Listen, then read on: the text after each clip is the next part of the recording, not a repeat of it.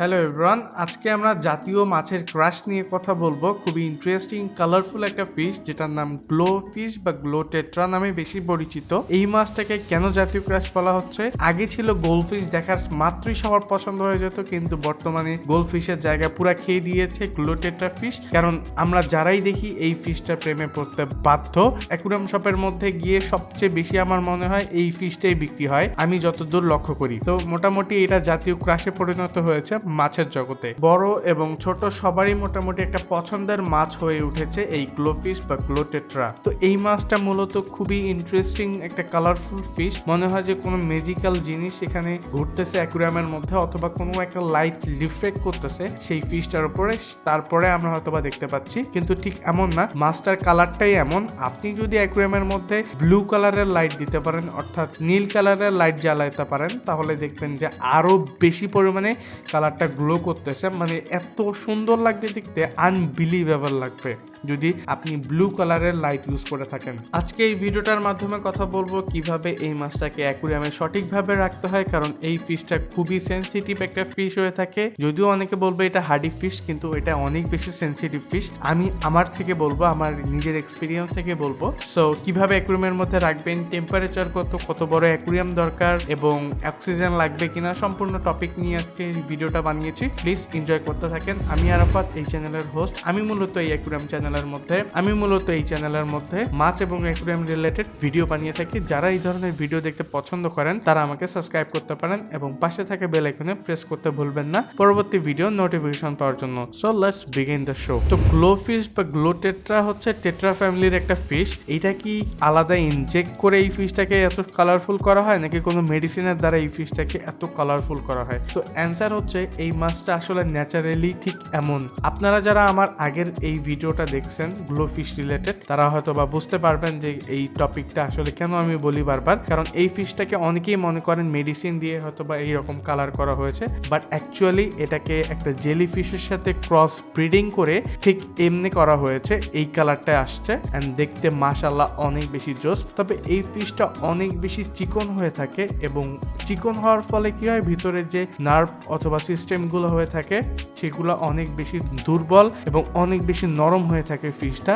এই কারণে অনেক বেশি সেনসিটিভ, এবং আপনাকে খুবই কেয়ারফুলি ফিশটাকে ধরতে হবে যদি আপনি এই ফিশটাকে কোথাও মুভ করেন। অ্যাকুরিয়াম শপে দেখা যায় যে তারা খুব দ্রুত মুভ করে, বা অনেক ফার্মার আছে যারা অনেক দ্রুত মুভ করে। হ্যাঁ, তবে আপনি সেভাবে করতে পারেন, বাট এটা কিন্তু রাইট ওয়ে না। অনেক সময় ফিশগুলো ক্ষতিগ্রস্ত হয় অ্যাকুরিয়ামের শপে বা বিভিন্ন ফার্মে। তারা অনেকগুলা ফিশ করে, এই জন্য হয়তো বা তাদের দুইটা ফিশ আহত হইলেও কোনো রকমের কোনো প্রবলেম হয় না। তবে আপনার যেহেতু লিমিটেড একটা ফিশ ট্যাঙ্ক, লিমিটেড ফিশ, এই জন্য অবশ্যই আপনাকে এই বিষয়টা খেয়াল রেখেই আপনাকে মাছগুলো মুভমেন্ট করতে হবে, মুভ করতে হবে এখান থেকে ওখানে। অ্যান্ড দেন একটা বিষয় হচ্ছে, অনেকে বলে থাকে গ্লো ফিশ বা গ্লো টেট্রার জন্য কি আলাদাভাবে অক্সিজেন অথবা ফিল্টার ইউজ করতে হবে? আমি বলবো অবশ্যই ইউজ করতে হবে, বা যে কেউই বলবে এই ফিশের জন্য অক্সিজেন অথবা ফিল্টার লাগবেই লাগবে। ফিল্টার যদি আপনি দিতে না চান, কোনো রকমের কোনো সমস্যা নাই, তবে আপনাকে অক্সিজেন পাম্পটা অবশ্যই সাপ্লাই করতে হবে। মিনিমাম যদি 5-7 ঘন্টা আপনি ট্যাঙ্কের মধ্যে এই অক্সিজেন পাম্প না চালিয়ে থাকেন, তাহলে আপনার এই ফিশটা মারাও যেতে পারে খুব দ্রুত। অবশ্যই ট্যাঙ্কের মধ্যে একটা ফিল্টার অথবা একটা এয়ার পাম্প অ্যাড করে দিবেন। এতে করে পানিটা সার্কুলার হবে, ক্লিন থাকবে, পাশাপাশি আপনার ট্যাঙ্কটা দেখতেও সুন্দর লাগবে, এবং আপনার ফিশটা তো সুস্থ থাকতেই। সেই ফিশের নাম গ্লো ফিশ, গ্লো টেট্রা। এই ফিশটা অনেক বেশি গ্লো করে, আর আপনার অ্যাকুরিয়ামের পানি যদি ময়লা থাকে, দেখাই না গেল, তাহলে এই ফিশটা রেখে লাভ। আপনার ফিশ রাখা ওয়েস্ট হয়ে গেল, পাশাপাশি আপনার ফিশ মারা যাচ্ছে, আপনার সব দিক থেকেই একদম লোকসানের মধ্যে পড়তেছেন। তো অবশ্যই করে একটা ফিল্টার লাগিয়ে নেবেন, অথবা একটা এয়ার পাম্প তো অবশ্যই লাগাতেই হবে আপনাকে। এক্সট্রা আর কি কোনো রকমের প্লান্টস দেওয়ার কোনো প্রয়োজন নাই। চাইলে আপনি প্লান্টের ট্যাঙ্কের মধ্যেও এই ফিশটাকে রাখতে পারবেন। তবে এমন কোনো ফিশ রাখা যাবে না গ্লো টেট্রা বা গ্লো ফিশের সাথে।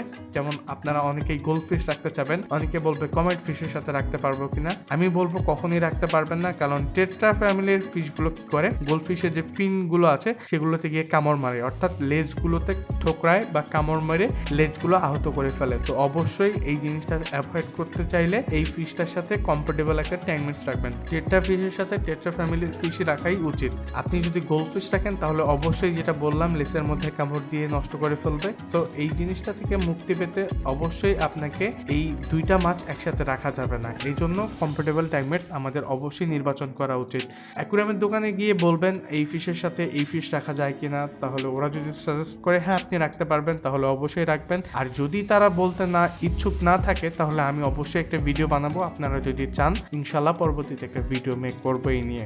আর অনেকে বলবে এই ফিশটার ব্রিডিং কিভাবে করতে হয়। আজকে যেহেতু আমি এই মাছটাকে কিভাবে অ্যাকুরিয়ামের মধ্যে যত্ন করতে হয়, পালতে হয়, এই রিলেটেড কথা বলতেছি, তাই আজকে আমি ব্রিডিং নিয়ে কোনো কথা বলবো না। এই ব্রিডিং কিভাবে করতে হয় এই নিয়ে আমি অলরেডি আমার ইউটিউব চ্যানেলের মধ্যে একটা ভিডিও করেছি। প্লিজ সেই ভিডিওটা আপনারা দেখলেই বুঝতে পারবেন যে কিভাবে অ্যাকচুয়ালি ব্রিডিং করানো হয়ে থাকে এই ফিশটাকে। কোনো ধরনের কোনো এক্সট্রা ইনজেকশন দিতে হয় না, এটা একদম ন্যাচারাল ওয়েতে ব্রিড করে থাকে। যদিও ক্রস ব্রিড করে এটাকে নতুন একটা জাতে পরিণত করা হয়েছিল, তবে এই ফিশটা ন্যাচারাল যে ফিশগুলো আছে বা নর্মাল ফিশের মতোই এটা ব্রিডিং করে থাকে। খুব ইজিলি করা যায়, আমার ভিডিওটা দেখলেই বুঝতে পারবেন। এবং মেল ফিমেল কিভাবে আইডেন্টিফাই করা যায় সেটা নিয়েও আমার চ্যানেলের মধ্যে ভিডিও করা আছে।